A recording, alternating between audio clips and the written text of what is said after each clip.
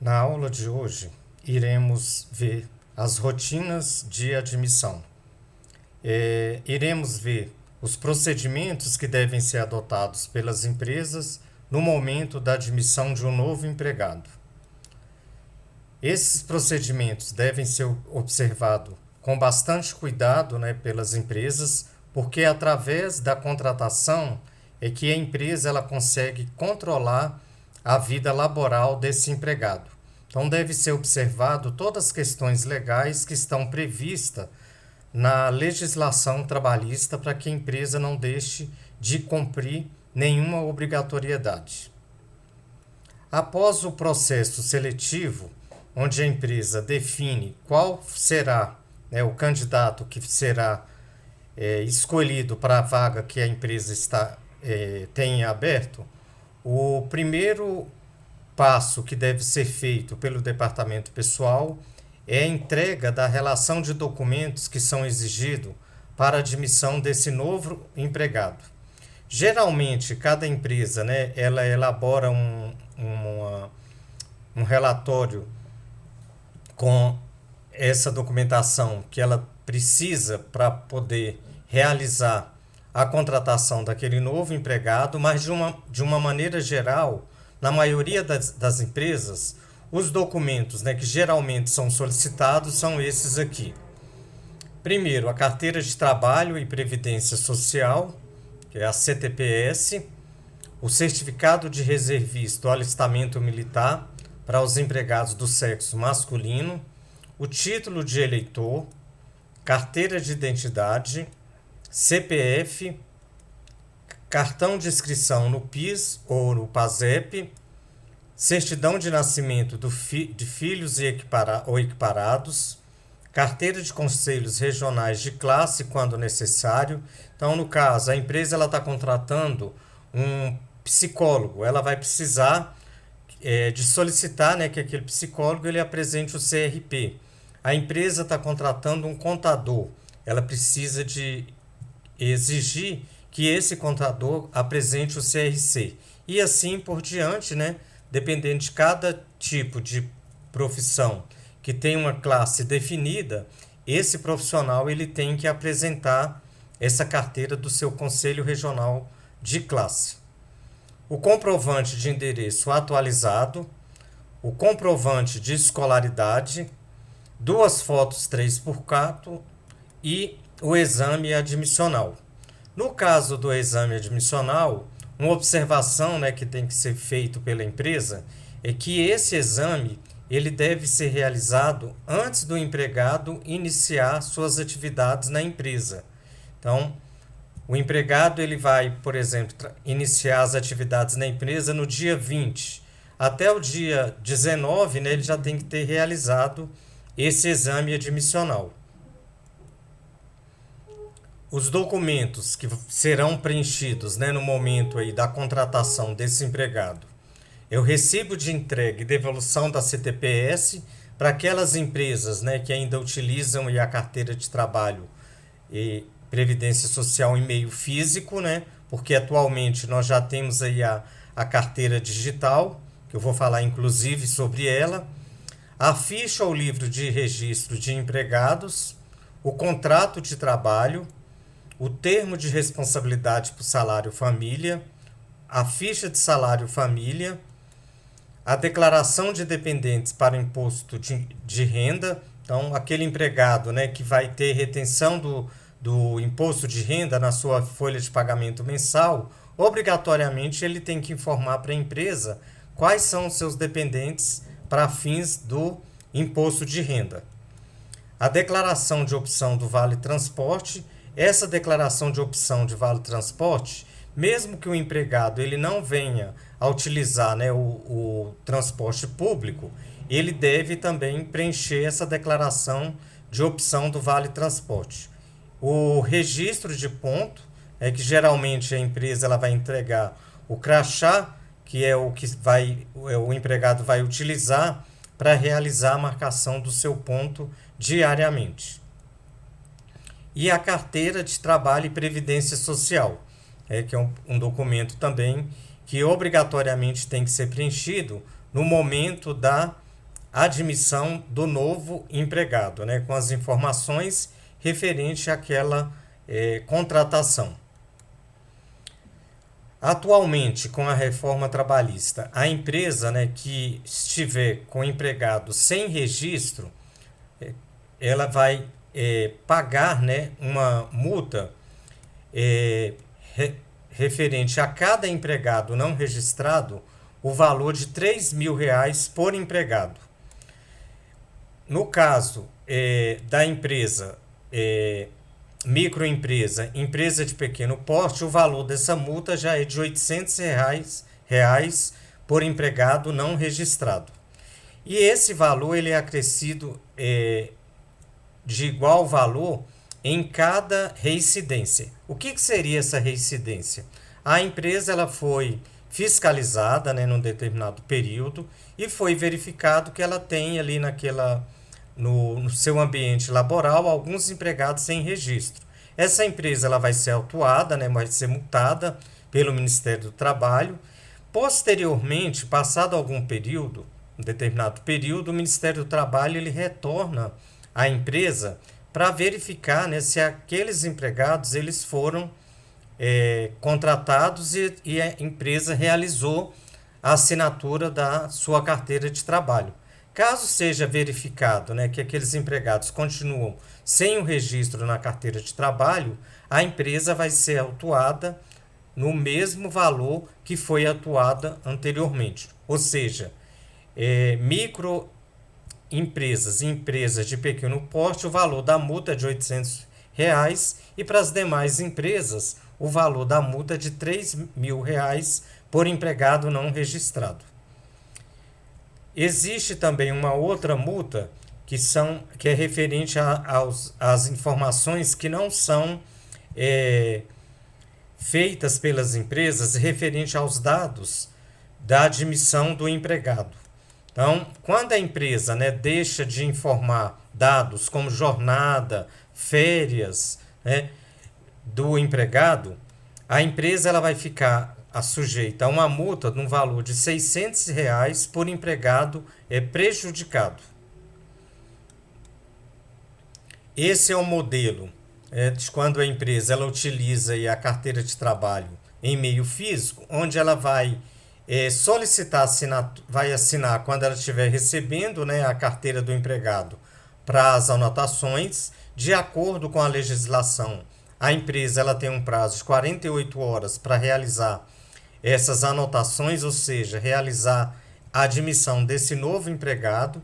E no momento que ela for devolver essa carteira de trabalho, é importante, né, que ela solicite o trabalhador que ele assine como ele está recebendo essa carteira de volta.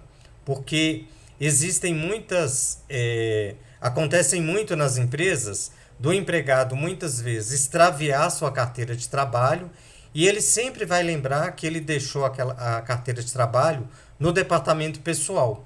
Então, se a empresa não tiver esse controle, ou seja, esse comprovante, né, que devolveu para esse empregado a sua carteira, ela está sujeita aí a receber alguma multa, uma intimação para providenciar uma nova carteira para esse trabalhador. Atualmente, algumas empresas, né, não utilizam mais a carteira de trabalho em meio físico, é utilizado aí a carteira de trabalho digital. Então, com o e-social, a carteira em meio físico ela deixa de existir. Então, todo trabalhador, né, ele pode acessar a sua carteira de trabalho digital através aí do aplicativo, que é disponibilizado para ser baixado em celulares, no seu computador, e a qualquer momento esse trabalhador ele tem acesso às informações sobre a sua contratação. Então eu fiz o print aqui de algumas telas referente a essa carteira de trabalho para apresentar para vocês. Então, a carteira de trabalho, né, ela é um documento obrigatório para toda pessoa que venha prestar qualquer tipo de serviço, e o Ministério do Trabalho, né, visando aí, modernizar o acesso a essas informações laborais, junto aí com o Ministério da Economia, ele lançou a carteira digital, substituindo a carteira de trabalho física. Ela está disponível, né, para ser baixada através de aplicativo de celular nas versões iOS e Android e web, né, pelo próprio computador. Para acessar essa carteira, basta o trabalhador, né, acessar o link da loja virtual, né, do aplicativo, que é esse que está aí para vocês, no https serviços.mte.gov.br. E aí ele consegue baixar o aplicativo no seu aparelho celular. Caso o empregado ele já tenha um cadastro, né, no sistema do acesso.gov.br, ele vai utilizar o mesmo login e a mesma senha de acesso para poder acessar o app da carteira de trabalho digital. Então não há necessidade dele fazer um novo login, né, e uma nova senha para ter acesso a essa carteira digital. O objetivo, né, da criação dessa carteira digital foi para facilitar a vida dos trabalhadores, né, que a partir de agora eles terão à mão um documento, né, que pode ser consultado a qualquer momento que eles precisarem.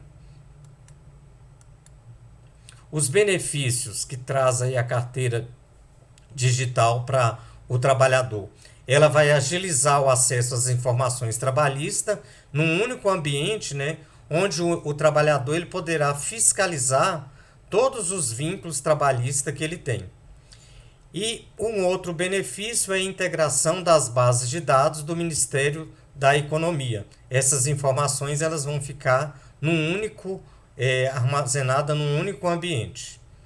O empregador, né, que presta as informações atualmente ao E-Social, ou seja, que já envia as informações para o E-Social, ele vai substituir as anotações que antes era realizada no documento físico pela carteira digital. Ou seja, a partir do momento que ele envia os eventos ao E-Social, essas informações já vão direto para a carteira digital desse trabalhador. O empregador, né, que ainda não utiliza o E-Social, existem ainda alguns grupos, né, que ainda não enviam as informações para o E-Social, esses grupos vão ter que continuar utilizando aí a carteira de trabalho meio físico.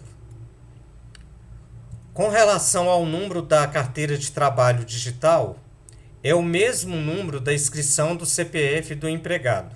O número da carteira vão ser os 7 números, ou seja, os 7 dígitos do CPF do empregado, a série, os 4 últimos dígitos, e a UF, né, o estado da carteira de trabalho, vai ser aquele mesmo estado, ou seja, unidade de federação, ao qual aquele trabalhador pertence ou está prestando as suas atividades.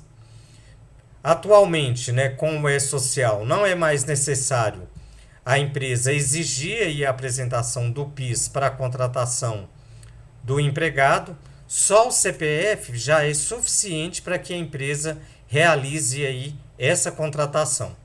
Então agora a gente vai ver aqui alguns prints referente aí a essa carteira digital. Então, para poder se cadastrar, né, o empregado ou o trabalhador, ele vai acessar o site do Ministério da Economia, clicar em Quero Cadastrar, e aí vai abrir algumas informações para esse trabalhador. Então, a primeira informação é que agora a sua carteira de trabalho e previdência social é totalmente digital. Nela você poderá consultar seus dados e suas informações trabalhistas. A forma de acesso, como eu havia falado anteriormente, é pelo gov.br. E quando o empregado ele clica em entrar, vai abrir para ele uma nova tela onde é solicitado, né, o número do seu CPF. Ele digita o número do seu CPF e clica em avançar. Ao clicar em avançar, vai ser solicitado a senha desse trabalhador. Como eu falei, é a mesma senha que ele já utiliza anteriormente lá no site do gov.br. ele não tem necessidade de criar uma nova senha. E caso ele tenha esquecido o número da senha, é só clicar em esquecer a senha, que ele vai receber no seu e-mail cadastrado uma nova senha para poder acessar a sua carteira digital. Depois, clicando em entrar, aí vai abrir a carteira digital desse trabalhador. Então, na primeira página, vem as últimas anotações que foram realizadas aí referente a esse trabalhador. Depois, os contratos, né, que esse trabalhador tem em aberto e os contratos, né, que já foram realizados com empresas anteriores. Caso o empregado, né, ele queira verificar os demais contratos, ele pode consultar os contratos anteriores, até para que ele possa verificar, né, se todos os contratos que ele já teve durante aí a sua vida laboral, se eles estão registrados aí na carteira digital. Existe também o ícone que ele pode verificar os benefícios que ele está recebendo, né? Algum tipo de benefício, como seguro-desemprego, esse benefício emergencial que está sendo pago atualmente pelo governo. Então, essas informações, elas também já são inseridas na carteira digital desse trabalhador. No caso do seguro-desemprego, se ele não tiver direito a esse benefício, né, vai ser informado que ele não tem direito a esse benefício, ou seja, o sistema da carteira digital não encontrou o requerimento de seguro-desemprego para esse trabalhador. Caso o empregado ele queira também copiar esses dados, né, gerar esses dados e enviar por e-mail, ele vai selecionar quais são as informações que ele quer encaminhar, né? Depois de selecionado, ele vai clicar no rodapé onde está enviar, e aí esses dados, né, vão ser gerados e ele pode encaminhar para o seu e-mail pessoal. É gerado aí um arquivo em PDF. Existe uma informação também na carteira digital, por ser um documento, né, que está sendo implantado há pouco tempo aí pelo Ministério da Economia. Existem alguns empregados que quando eles entram na carteira digital, eles encontram alguma inconsistência ou não aparece determinados contratos de trabalho na sua carteira digital. Então aqui tem uma orientação, né, do Ministério do Trabalho que ele pede para caso o empregado ele encontre alguma inconsistência, que não é necessário comparecer a uma unidade de atendimento, né? Que o sistema que gera os dados da carteira são atualizados constantemente e essas inconsistências elas podem ser corrigidas automaticamente. Para outros casos, né, serão realizados aí programas e campanhas para a correção aí dessas informações. Ou seja, você entrou na sua carteira de trabalho digital, verificou que não tem um determinado contrato, aguarde mais um tempo para verificar, né, se aquela informação ela vai ser atualizada. Não há necessidade de comparecer a uma unidade de atendimento do Ministério do Trabalho. E existe também, né, nessa carteira digital uma opção de você solicitar que seja notificado sobre toda mudança que tiver no seu contrato de trabalho. Então, nesse primeiro item de notificação, se você marcar, toda vez que tiver uma alteração no cargo, um aumento de salário, férias, a carteira digital ela envia para esse trabalhador essa informação que foi gerada lá na sua carteira digital. Existem também as perguntas frequentes que são realizadas aí pelos trabalhadores sobre carteira digital, carteira de trabalho digital e sobre o seguro-desemprego. E o trabalhador também ele pode avaliar esse aplicativo, até para que o Ministério do Trabalho ele possa verificar o que pode ser feito para melhorar o aplicativo. Agora a gente vai ver o primeiro documento, né, que a empresa vai preencher quando o empregado ele é contratado, que é a ficha de registro de empregado. Geralmente, né, as empresas, quando elas criam a ficha de registro de empregados, Basicamente, as informações são essas, né, que estão presentes nesse modelo que eu estou apresentando para vocês. E existem alguns campos que geralmente algumas empresas elas preenchem de uma maneira incorreta. E aí eu vou falar sobre esses campos. Alguns, né, são simples de preenchimento, que é bem tranquilo aí de ser preenchido pelo profissional da área de departamento pessoal. Então, no primeiro campo aí, fundo de garantia por tempo de serviço.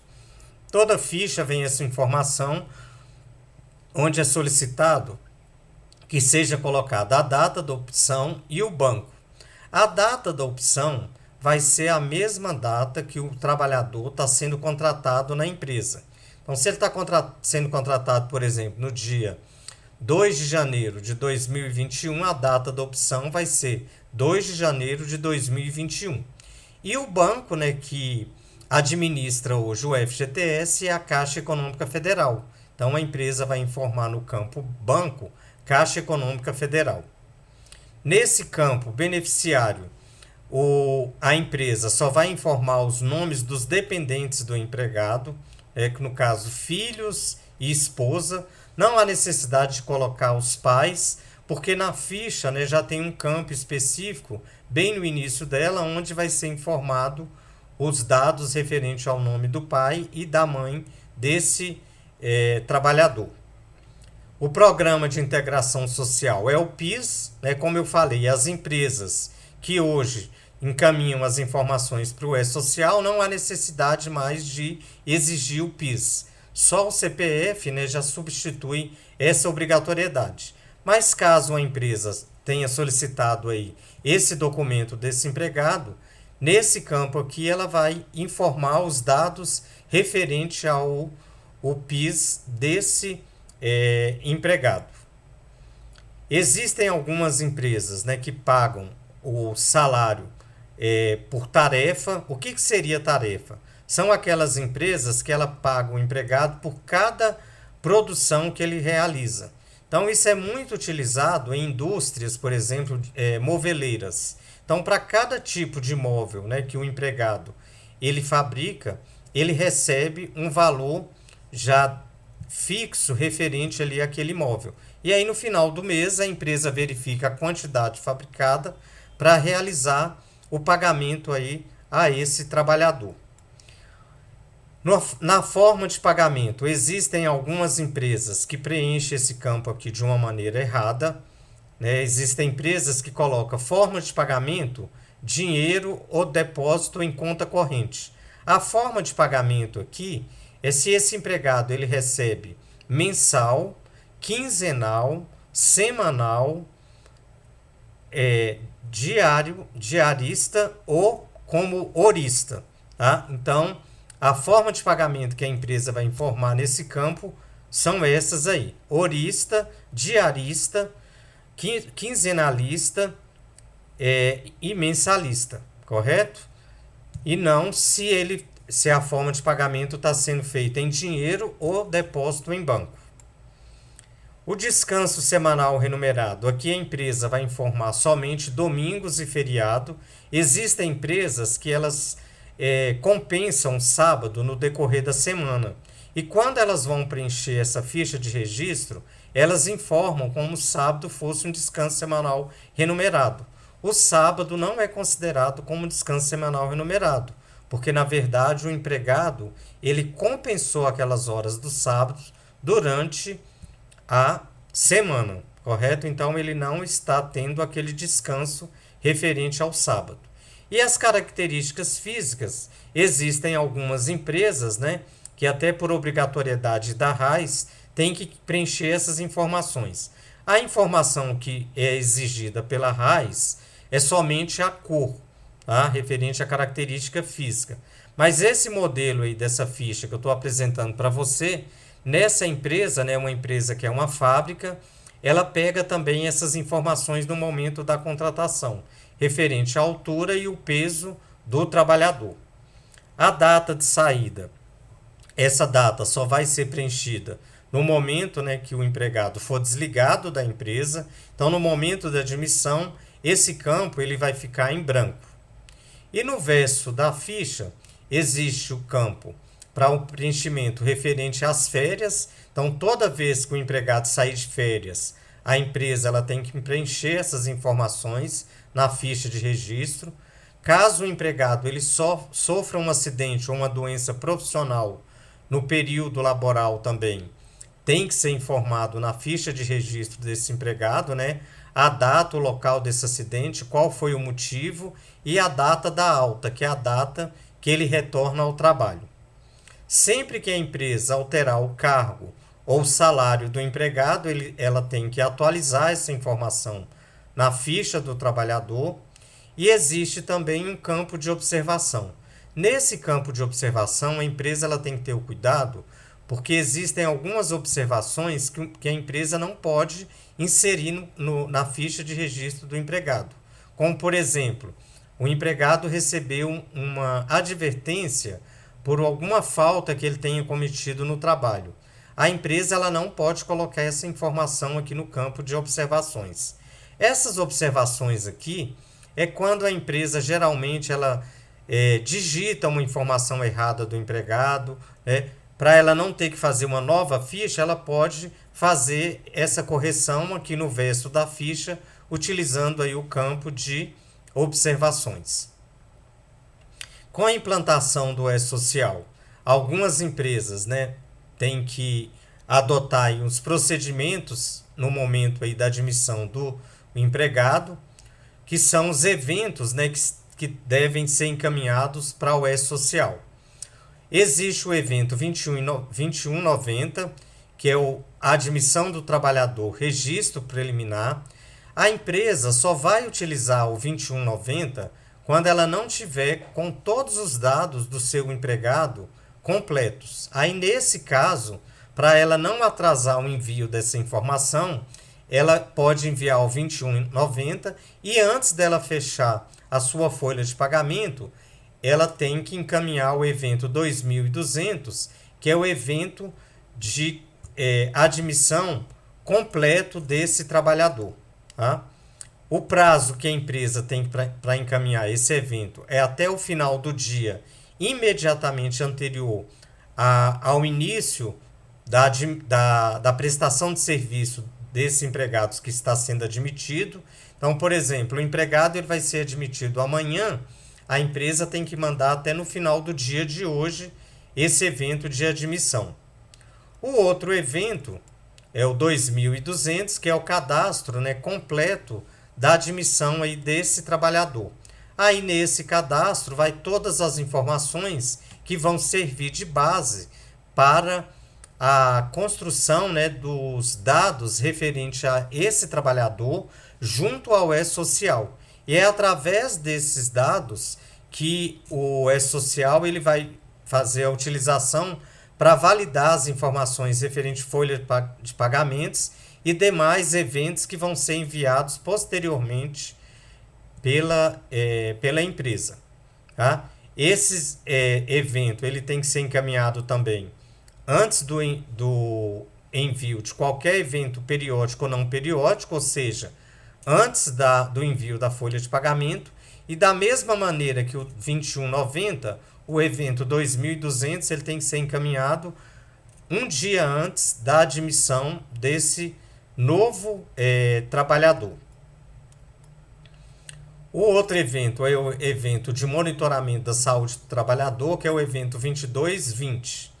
Esse evento ele vai detalhar todas as informações referentes à saúde daquele empregado, bem como todos os exames complementares que aquele empregado foi submetido. Então, são os exames periódicos, exames admissionais, onde a empresa vai encaminhar essas informações ao E-Social. O prazo que a empresa tem para encaminhar essa informação é até o dia 15 do mês subsequente. E uma observação com relação a essa data, esse prazo, é que essa data ela não altera o prazo legal da realização dos exames, correto? Então, por exemplo, eu posso ter um empregado que ele tem que fazer um exame periódico no dia 20 do mês. Então, ele pode fazer esse exame no dia 20 e essa informação eu tenho até o dia 15 do mês subsequente para encaminhar ao E-Social. O outro evento é o evento 22-21, que refere aos exames toxicológicos, que é o exame que são realizados por todos os empregados, né, que vão ocupar o cargo de motorista profissional. Esse evento, ele não é mais obrigatório o envio dele desde dezembro de 2019. Mas eu informo ele aqui porque houve alteração em não enviar, né? Ele foi revogado o não envio do evento ao E-Social, mas não houve alteração na obrigatoriedade, né, desses trabalhadores realizar esses exames durante a sua contratação.